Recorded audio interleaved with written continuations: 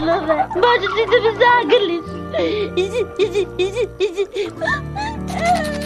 Sunđer Bobe, nova vest za tebe, Sunđer Bobe. I ja sam otpušten. Upravo zbog takvih stvari moramo da stupimo u štrajk. Ne može više ovako da se ponaša. Dužan nam je za sve dragocene nepovratne trenutke koje smo protraćili u ovoj kanti za đubre. Sunđer Bobe, ubrzo će da shvati da smo mi njemu potrebniji nego on nama. Mi smo ujedinjeni radnici.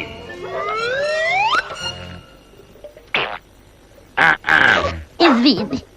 Samo radi tačno što ti kažem, Sunđer Bobe, i očas ćeš dobiti nazad svoj posao i mnogo više. Mnogo više? U redu, Sunđer Bobe, slušaj, naučit ću te kako se štrajkuje. Prvo moramo da se otarasimo uniformi. One su simbol naše ugnjetavanja. U redu, Sunđer Bobe, slušaj, baci kapu na zemlju ovako, zatim je zgazi. Aha, ti si na redu. Tako je, sada je baci na zemlju. Ne mogu!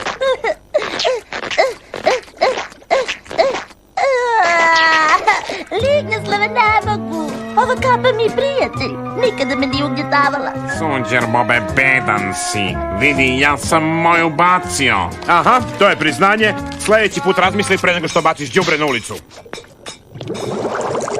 Obrati pažnju, Sunđer Bobe. Sada ćemo da pišemo parole. Ovo je veoma bitno za štrajk. Ovako, Lignjeslave? Nisam rekao da napraviš plot, nego parolu. A ovo?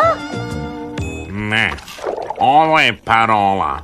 Keba kraba potkrada. Kratko, slatko i ubitačno. Lignjeslave, šta kažeš na ovo?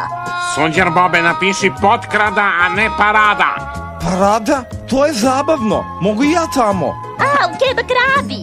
Hej, ljudi, hajdemo na paradu.